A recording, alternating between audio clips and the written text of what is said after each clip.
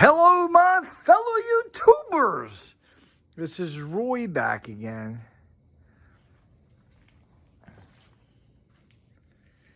Isn't that beautiful?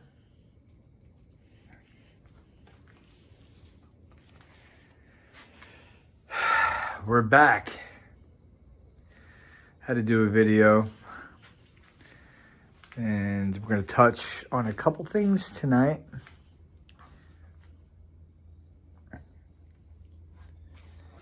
We're going to go over a couple, we'll start off with what you're looking at. You got some bottles, got some grounding pipes,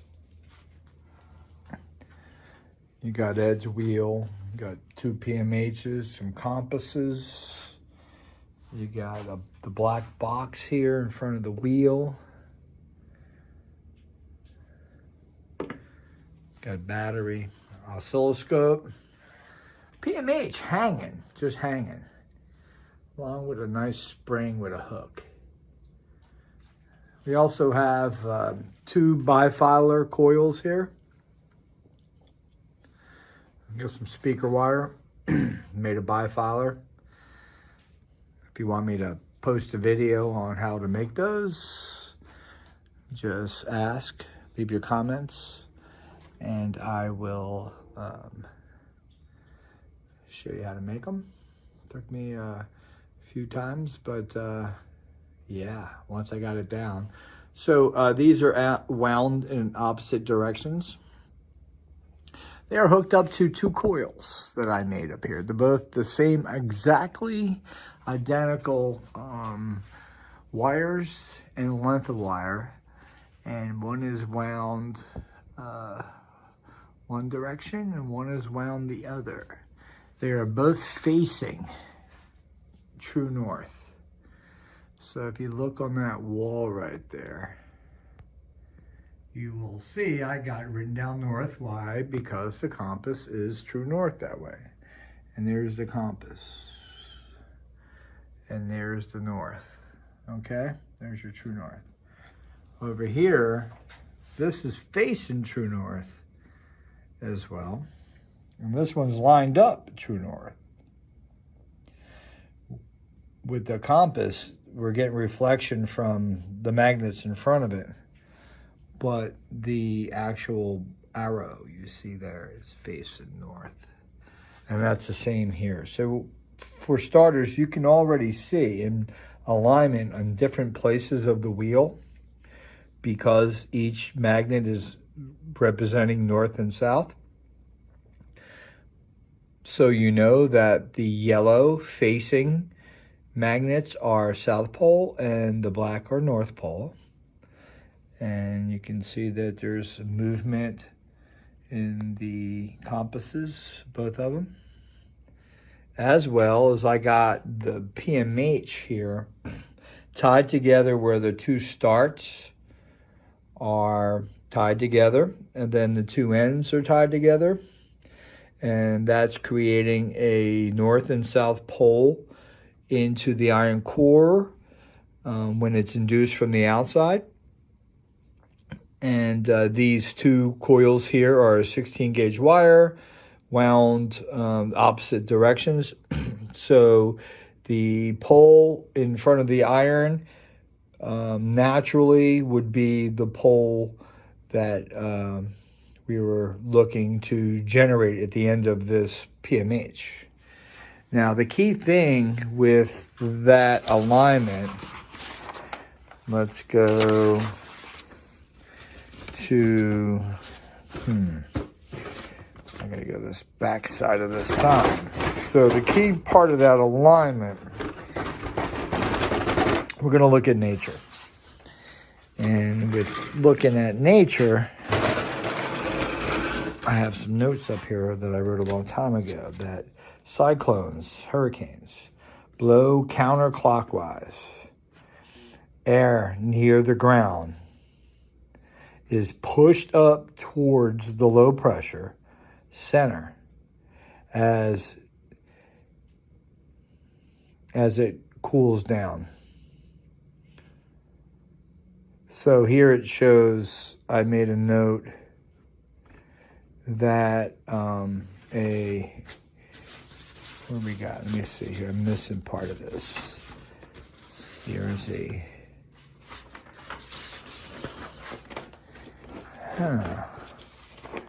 what am I missing? Forget about it. I gotta turn this up here and notes will pop up. There you go. So this is what we're referencing right here with why they're wound different ways, okay?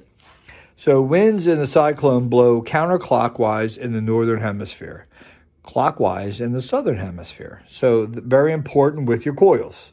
So if you want to have the front facing of your coil to be a north or south, you would just go to this here and say, okay, I want counterclockwise because I want a north pole. And if I go clockwise, I'll get a south pole. So here, in the winding of these coils, this here goes clockwise and it makes a south pole. And then, let me see here. Let me verify that because, let me see. So this is turning clockwise. So no, to produce a north pole, I started off turning clockwise. To make a south pole, I started off going counterclockwise. So if you want the front of your coil, because if you start wherever you start, you'll know your wires are at the back. So there's the back. The front would be, just the ends. So if you want that end to be a natural south pole and north pole, this would be going clockwise and this is going counterclockwise to make south. It's very important. It took a long time for me to understand that, but, it's part of the process on there's no mistakes. It's part of the process. So you got why you would wind your coils, and it's facing away from you. If you put the coil in front of you, a cylinder coil, face it away from you, it's the ends that are on the outside we're talking about. Excuse me. Now, referencing winds in the cyclone blowing, it's running the same as the current that's in the coil. So the important thing to know when you're winding these coils and what's happening on each coil is that in a hurricane which is known as cyclones, are generating a pressure, and in your counterclock in your northern hemisphere and your clockwise in your southern hemisphere, you'll see that in counterclockwise in the northern hemisphere, that the air near the ground is pushed up. They're very important. And it's pushed up to the low pressure center as it cools.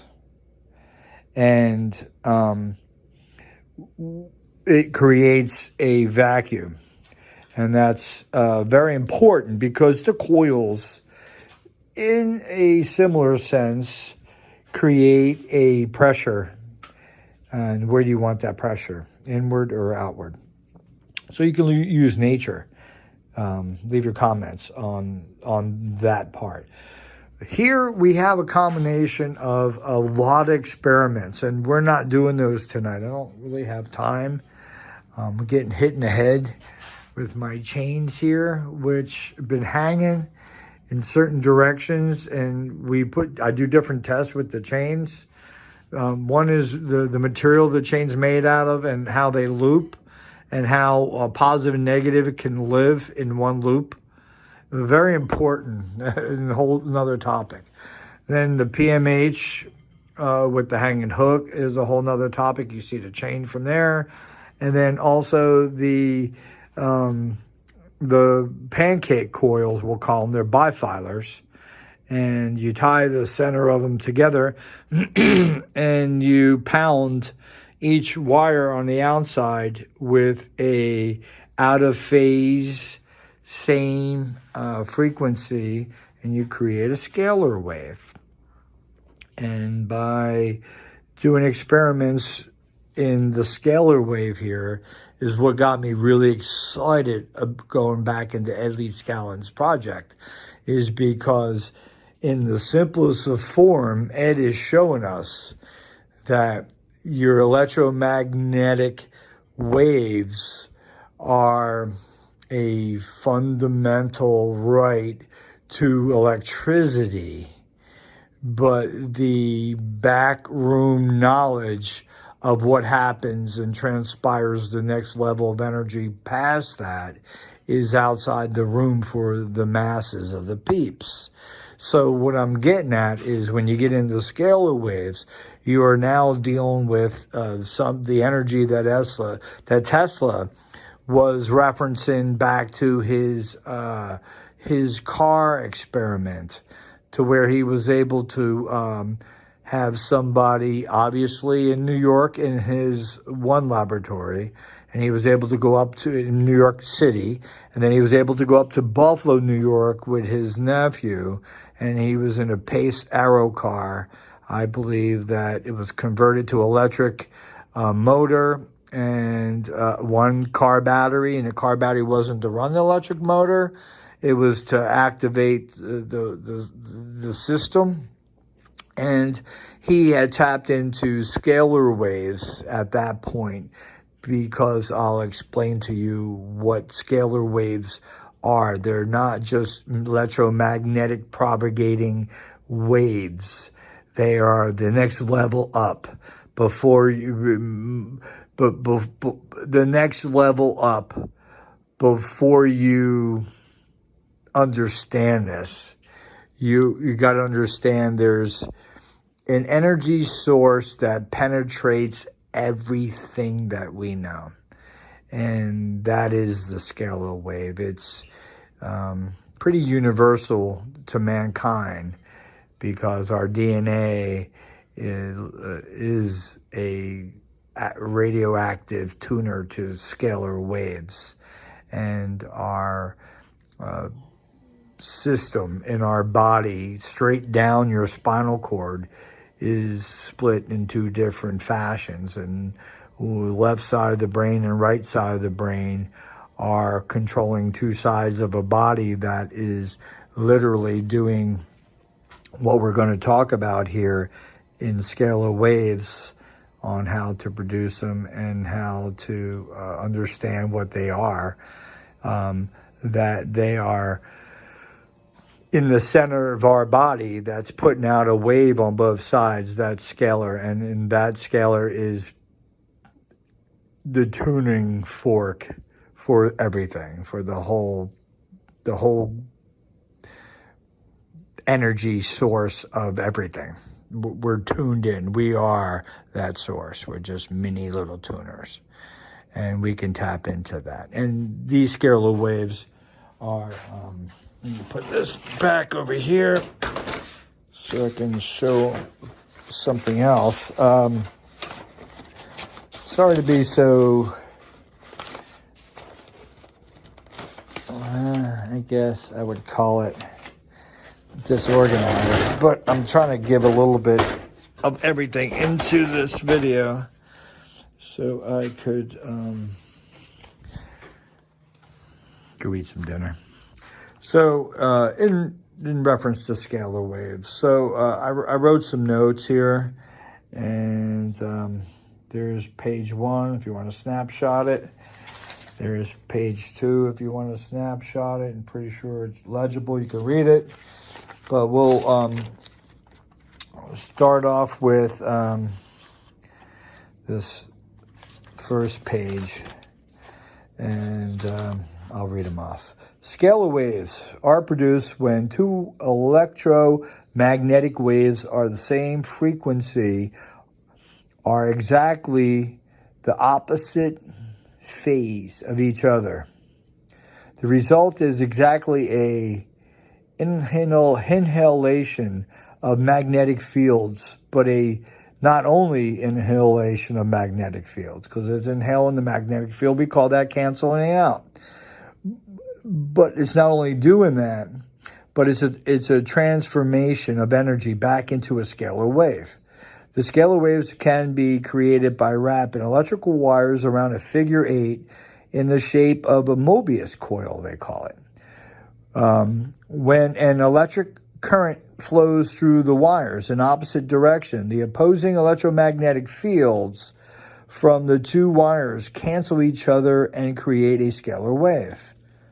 And you know, I'm a fond believer of the cells in our body and the pH and the well health of humans on when their metabolism slows down and how you start to age and your body changes only because of this in your metabolism.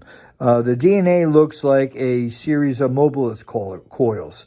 These Mobius coils, DNA, are able to generate scalar waves. Most cells in the body contain thousands of these Mobius coils.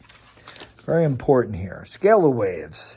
Scalar waves different from conventional electromagnetic transverse waves by having two oscillating anti-parallel with each other, each originating from opposite charge sources. Very key. Can't take one source and split it, thereby lacking any net directionality. The waves are conjugates of each other, and so, if left undisturbed, can pass through ordinary matter with relative ease. And that's why we're here with Ed Leedskalnin. That's why at this time frame, when this was all done with Tesla, only a few people picked up on the next level of energy. You can make scalar waves with a bifilar coil, one wound with a pair of wires instead of a single wire, and pushing opposing currents through the wires. Join the ends together if you want to do this experiment.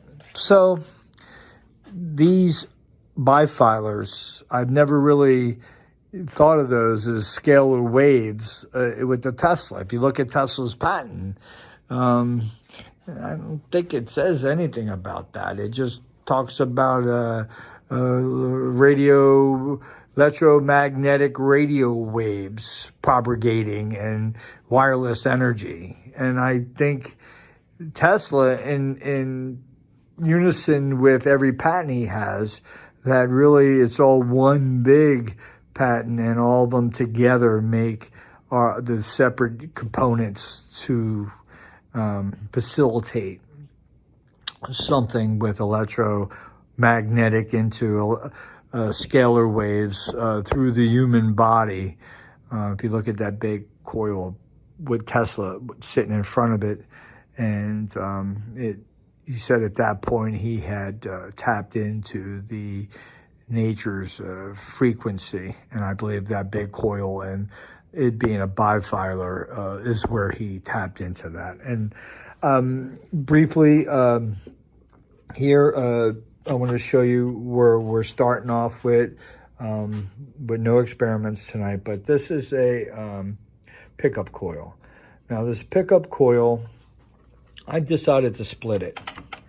So there's two, it's not both moved together like how I always had it. So now it's split.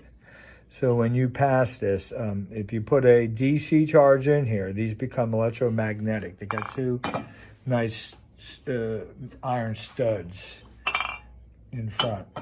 And my bottles are tipping. These are definitely important in discussion as well. So this is my pilot driver. This starts the whole system. So pretty much every time this north passes, these are both south, okay? So I have these coils wound to where it's making a south pole in the front. And what'll happen is when the north pole approaches this south, it'll go ahead and pull this up and it'll decrease the contact in the back. You can see the contact. And then when this is south and this is south, it's going to push back. So it's going to make the contact in the back. Now we have another set of coils that are going to be on the inside here. So that's the pilot coil. And then here would be the electromagnetic coil, which these bolts here, there'll be 2 coils there on the contact. It'll contact and make electromagnetic field. This is where the chains will be coming out. And we're going to do some experiments with the chains and show you, if you look in Ed's picture, that the chains are bound up. That's a bound up chain. So is that one bound up. And we're going to show how you get a chain bound up, what it takes to bound up a chain in the experiment. Because I need to go through all these experiments with you guys so you can understand the velocity of this whole project. That's a bound up chain with the hook under here. So here we have a hook. There we have a PMH. We're going to encapsulate, we're going to wrap cables around the PMH, encapsulate the keeper bar underneath it, and trap the energy inside of it. Then we're going to play a little bit with the energy on the outside through sound. One thing I want you guys to notice is I want to show you a little bit about tuning forks. That's Ed's specifications. 1.5 inch square stock, 12 inches tall on both sides.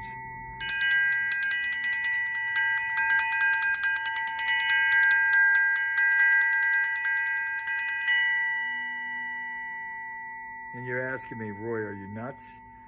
Yes, sound has a lot to do here. There's a lot of an acoustic.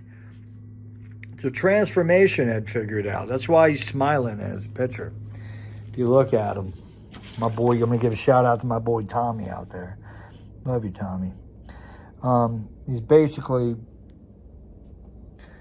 smiling when he's looking over here. And you can see that this ain't just a regular electromagnetic. He's got the chains coming off the back side of the black box. And they're coming up and wrapping around and connected to more iron than they can. And then they're all obviously magnetic, a DC current.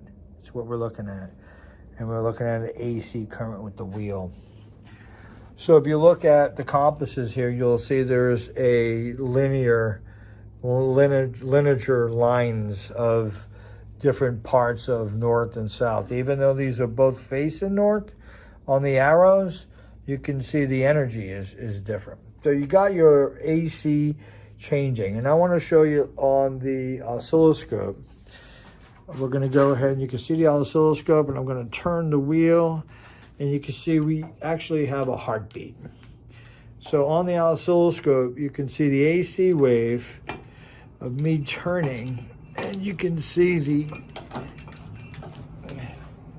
wheel turning. The PMH is hooked up to the oscilloscope. The oscilloscope is showing us the wavefront. The wavefront is what the PMH is describing to us. And what we will be having is the front. It don't have to move this fast, by the way. That is super fast. This will be the pilot. The pilot will be controlling 2 things: electromagnetic wave and also magnets. It's going to be split at this point. Over here we have the electromagnetic wave, which is the electromagnetic wave will be the relay up here. The relay will be kicked on and off.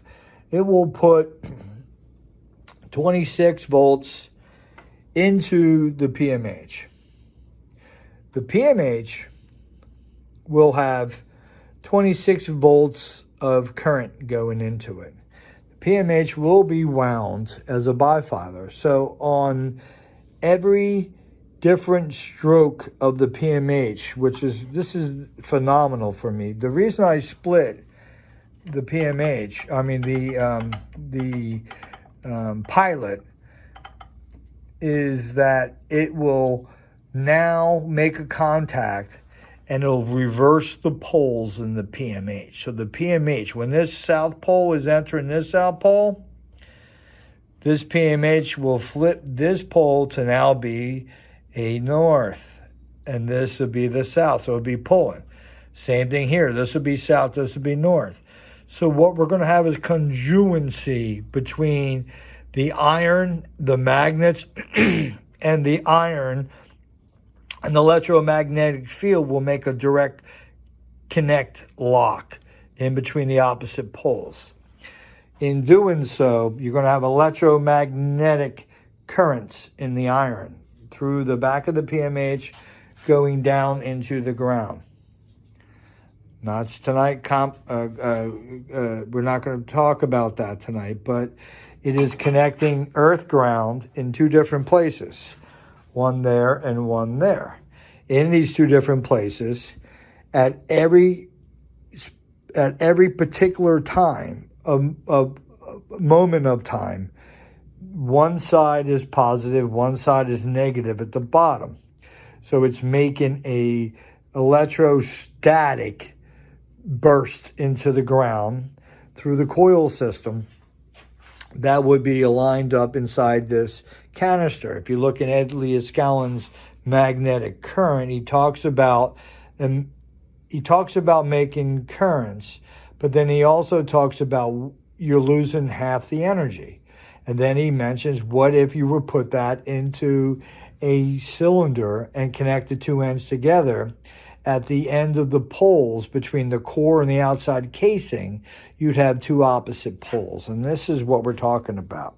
So we're going to be flipping to where we're vibrating the ground. Okay? So the material in the ground itself, regardless of what it is, you're going to have it being excited through electrostatic blasts from the capacitors that are sitting on top, that are taking a constant charge and storing it in the electrocapacitors. And every time the charge of the relay goes off, from the pilot to the relay to the electromagnetic, which we didn't even talk about that, where that fits in the system, it will release the capacitors. It'll put electrostatic charge to the ground, and that's how we're going to attack to the ground, because that's how the ground reacts. It's through electrostatics. Clouds, everything shows us in nature.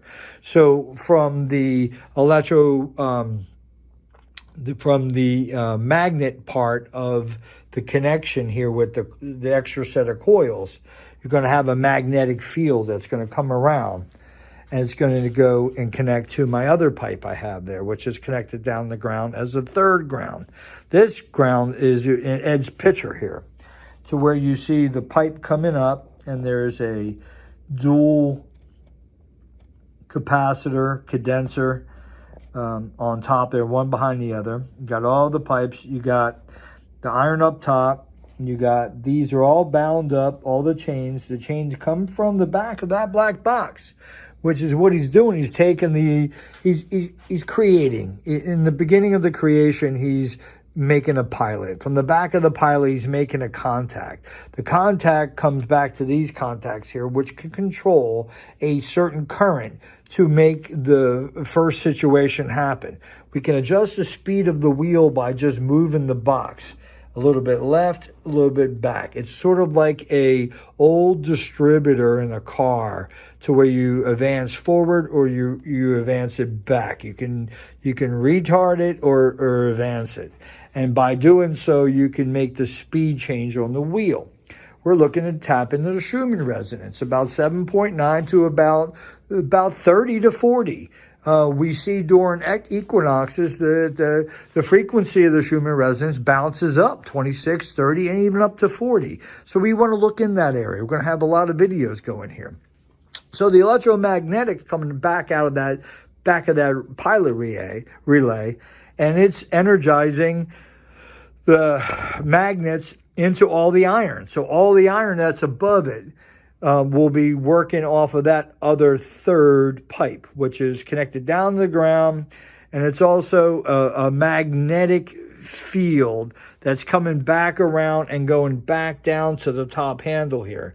If you want to look at this whole apparatus, that it's sort of a atom, like an atom is. It's got its electrons running around, and it's also got its proton and its neutron in the center.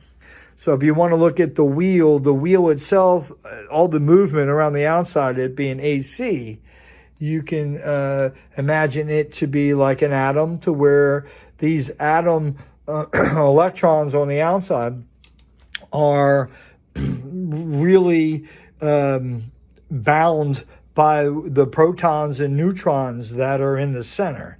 So then you ask yourself, well, how do you look at what's driving it in the middle, the proton and the neutron? Well, you got to look at sunlight. You got to look at, he mentions a sunlight. And when he look in magnetic current, where he talks about sunlight, I believe he's talking about having a beam of sunlight where it comes down, and you're using the proton and neutron off the sunlight, and you're creating the electrons around it, and you're creating a electromagnetic kinetic machine that it's going to have all the constituents to, may not sound right, the word I just said, but it's all the components that it takes for the earth to be responding back and creating this energy into scalar waves. Now, as simple as this whole thing seems, Ed realized that the scalar waves would go through anything. So if you were to take these two pancake coils, which we'll do an experiment, and we'll find, we'll take the two signal generators there, and we'll pound each one of these, same frequency with a different current. And we'll see what happens to core rock or any other object in between it. At that point, I haven't had the luck yet to tune into any object. But with the scalar wave that's able to penetrate through the material, you would think that all you have to do is tune into a harmonic of something. So if the frequency was almost in above gamma ray, I would say, because gamma ray would be pure source energy, I would assume it would be, and then you would slow it down. As you slow it down, you would get to a point to where that pure source is able to catch on to what you're doing. And when you get to that point where there's some recognition of fusion into frequency, at that point there's got to be a multiplication of something that's a harmonic of a frequency that we know of here, and that we're able to tap into that and be able to levitate stones and be able to anything that's on the element chart as of we know it.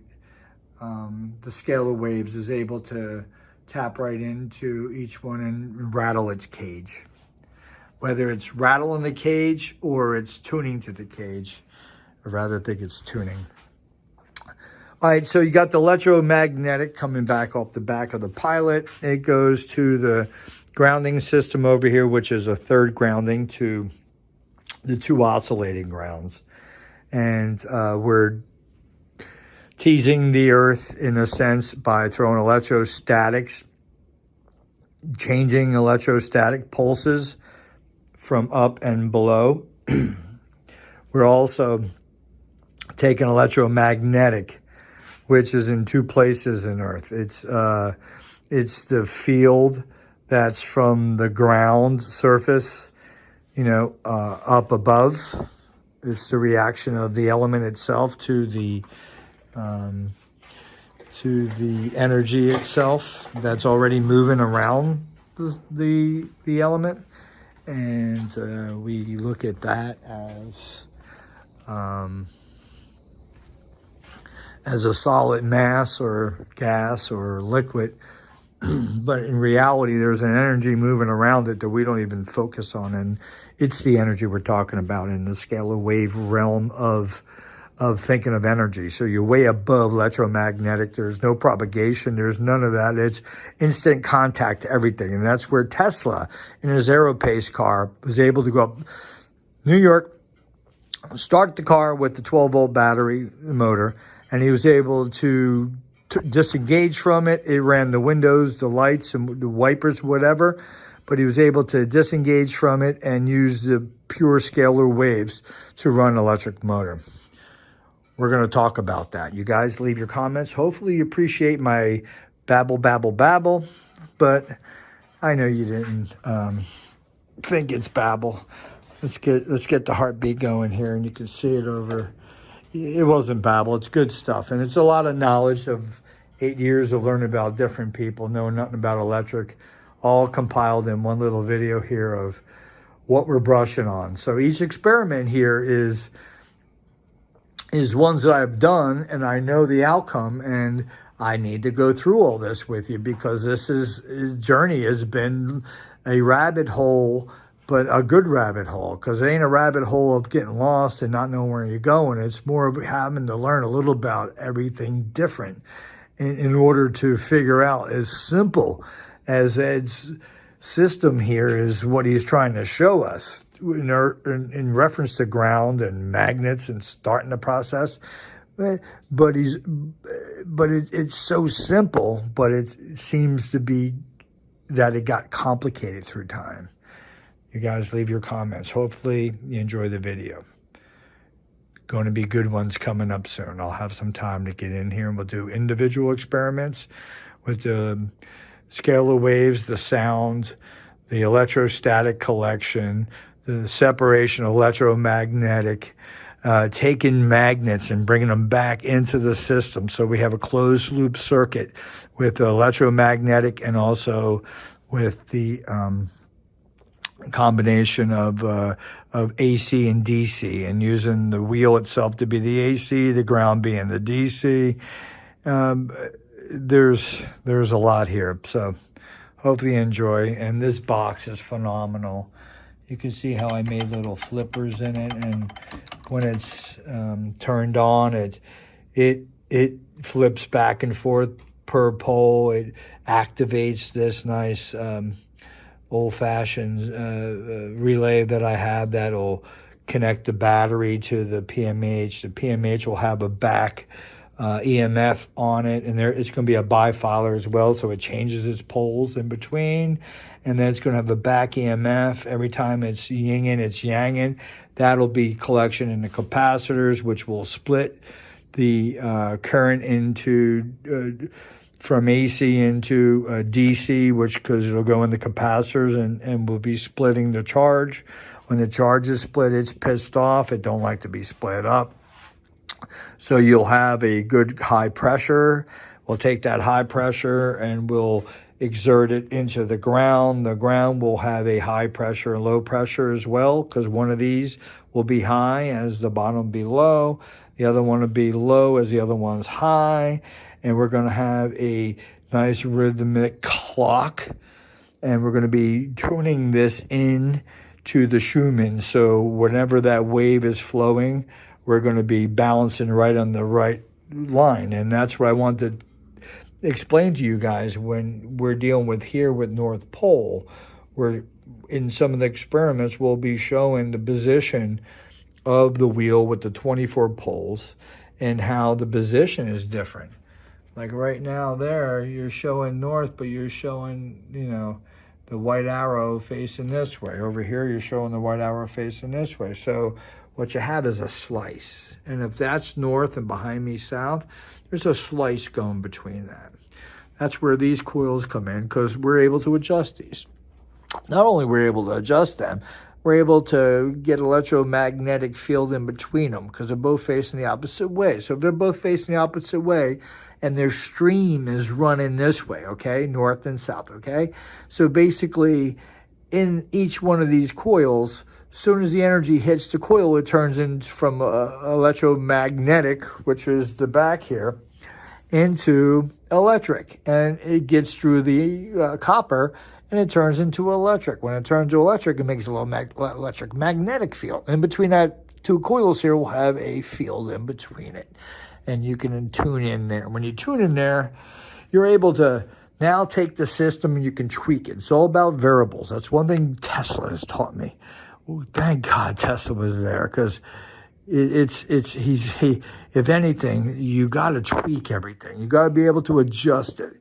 You got to be able to move stuff and just get it dialed in. And we're dialing the Schumann. We're going to make a system here that pretty much Ed is trying to show us and laughing in his picture, to where he knows it's as simple as it is. The mainstream will not allow it. Leave your comments. Peace out. Love you all. Stay safe.